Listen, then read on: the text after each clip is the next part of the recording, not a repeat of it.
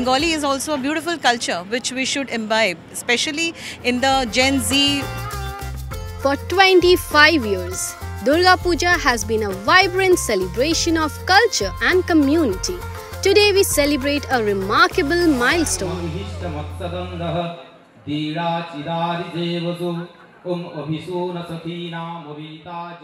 So how does it feel to reach this remarkable journey? Actually start किया था हम 2000 में। सहस्राब्दी नाम जो आया है ये मिलीनियम, तो 2000 Y2 का जो प्रॉब्लम था उसी टाइम ही हम ये पूजा को स्टार्ट किया था। ओनली जस्ट हम उस टाइम 11 फैमिली ज्वाइन होकर पूजा को स्टार्ट किया था और 1 बाय 1 जर्नी ईच ईयर हम एक एक जोड़ के गए। आज अप्रोक्सीमेट हमारा पास 2000 families 200 families are engaging with अस।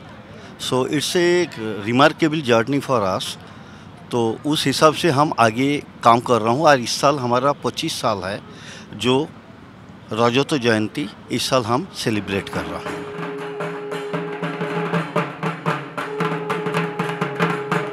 और अभी तक 25 साल की जो ये जर्नी है उसमें क्या क्या चेंजेस आए हैं from the very first year to this year? देखिए, जब फर्स्ट ईयर हम शुरू किया था जस्ट 20 फैमिली से, तो बिल्कुल जैसे घर में पूजा होता है उस टाइप का हम पूजा शुरू किया। और फिर हर साल हम कुछ ना कुछ नया ऐड होते रहे, मेंबर्स भी नए ऐड होते गए और हम नए नए पैंडल बनाना शुरू किया। मूर्ति की डिज़ाइन जैसे जैसे आया वैसे वैसे हम नए नए कुछ कुछ करते गए।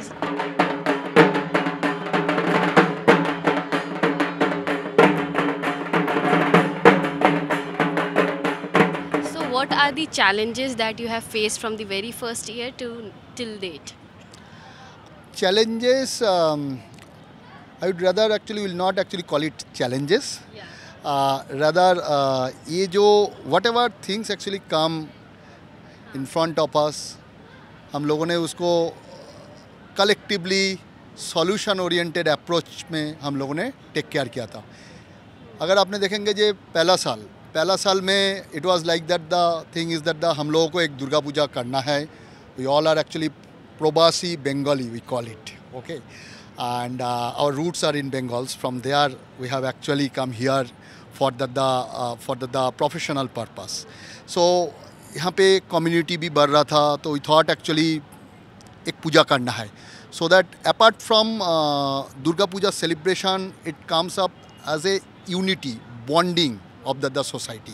So from that angle, there are 10 people who have actually started it 25 years back. धीरे धीरे जैसे जैसे people are relocating in Gurgaon, उन्होंने जोड़ते गया है। आज 200 प्लस हो गया है। हम लोगों ने जब स्टार्ट किया था it was very small we were, though there is nothing actually small and large kind of things, but yes, we have actually tried to collect everybody and actually done that the things. Today there is a strong 200 plus families are attached. कोई भी चीज़ हम लोगों ने जिस scale में start किया था उस स्केल अभी ऊपर आ गया है। Now we have also actually attached the other communities with the Bengali cultures. We have been able to attach that the global challenges. We have been attached that the multiple NGOs with us. So those are the actually scaling up point of view. Now to organize that thing, there are certain steps, certain processes, certain connectivities that we need to build. So those are not challenges. We all actually enjoyed professional life छोड़ के, these are the stress busting, not challenge kind of things.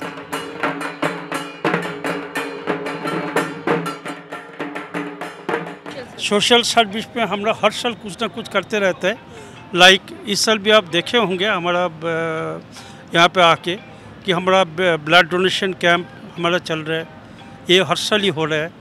Secondly एक अर्थ saviour foundation है जो NGO है, बड़ा NGO है, तो उस एनजीओ से हम हर साल कुछ लोगों को बुलाते हैं, 50 लोगों करीब आते हैं। आज का दिन ही आता है, आज भी आया हुआ है, तो उनको हम कुछ सर्विस भी देते हैं, प्लस उनको पूजा का एंजॉय कराता है, उनसे भी कल्चरल प्रोग्राम भी कराता है, कुछ डांस करते हैं, कोई करते हैं, तो वो लोग बहुत खुश होकर हंस जाते हैं। बिसाइड्स दैट हम कुछ डोनेट भी करते हैं, जैसे कभी हम प्राइम मिनिस्टर फंड में भी हमने वो किया है, डोनेट किया है। बाकी अदर कुछ अगर प्रॉब्लम्स है, जैसे कोई मंदिर में कोई किसी जगह पे कोई कुछ निर्माण हो रहा है, तो उसमें भी हम पार्टिसिपेट करते हैं हमारे कमेटी का तरफ से। प्लस को गरीब दुखी जो स्ट्रीट पे जो लोग खड़े हैं उनका हम कभी कंबल देना, सब कुछ करना, मतलब जो भी है जैसे जैसे ज़रूरत होता है उस हिसाब से हम उनको डिस्ट्रीब्यूट भी करते हैं।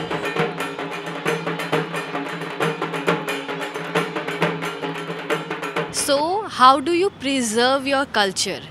Because you can see youngsters are coming in and you have to preserve your culture, as you all of us are migrants here. So how do you preserve it so that they can follow it for their lifetime?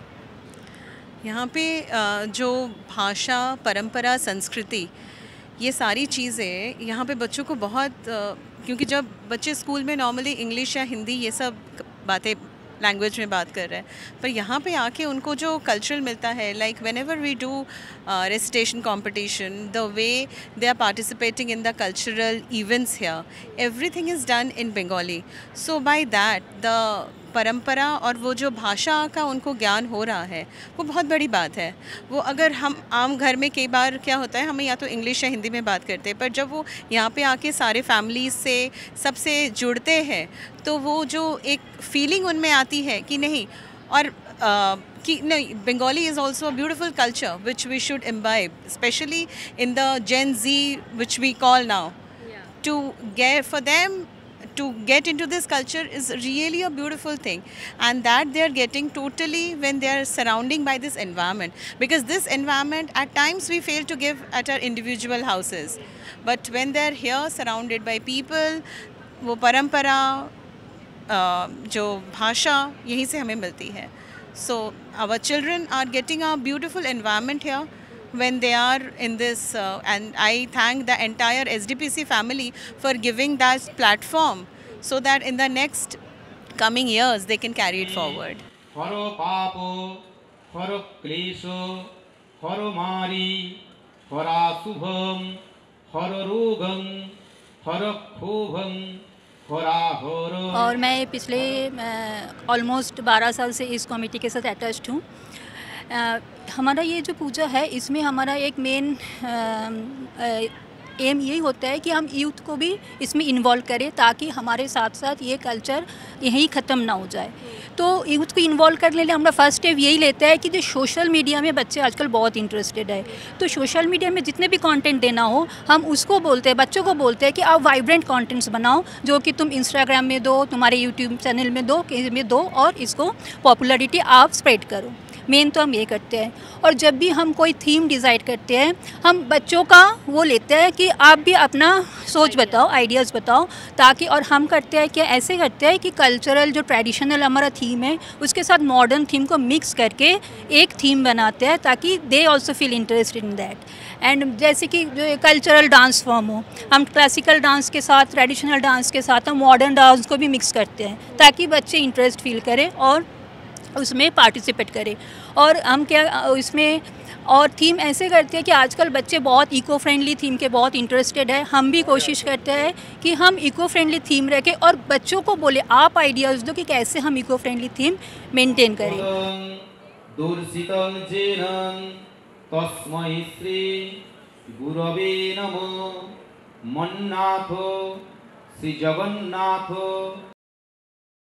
तो आप कैसे ये look after करते हैं कि पूजा अच्छे से हो, सारे ट्रेडिशन और कल्चर्स को फॉलो किया जाए? देखिए ऐसा है, ये हमारा करीब 2-3 महीने पहले से शुरू हो जाता है। एक पर्टिकुलर वो है, पूरा लिस्ट है हमारा, मास्टर लिस्ट बना रखा है अब तो हमने, तो उसके हिसाब से हम चलते हैं। और ये हमारा प्राइम है, बाकी जो चीज़ें हैं कल्चरल वगैरह सब कुछ सेकेंडरी है। तो इस पे कोई भी मतलब त्रुटि ना रहे उसको देखते हुए हम लोग सारा कुछ करते हैं। तो पंडित जी से, फिर हमारे जो खुद का जो टीम है उससे, फिर बाकी जो हमारे मेंबर्स हैं उनसे, सबसे, प्लस जो एक्सपीरियंस लेडीज़ हैं उनसे हम सारा कुछ लेते हैं फीडबैक्स, पिछले साल का फीडबैक, फिर नया क्या करना है वो सब सोच के फिर आगे बढ़ते हैं, उसी तरह होता है। और बेसिक अगर आप पूजा का एक लुक आफ्टर हमें दे सकते हो कि कैसे होता है पूजा, कैसे शुरू होती है और एंड कैसे होती है? देखिए हमारा षष्ठी से शुरू होता है। षष्ठी शाम को घट की स्थापना होती है और वहाँ पे दिव्य ज्योत जलता है। तो वहाँ से शुरू होता है पहला।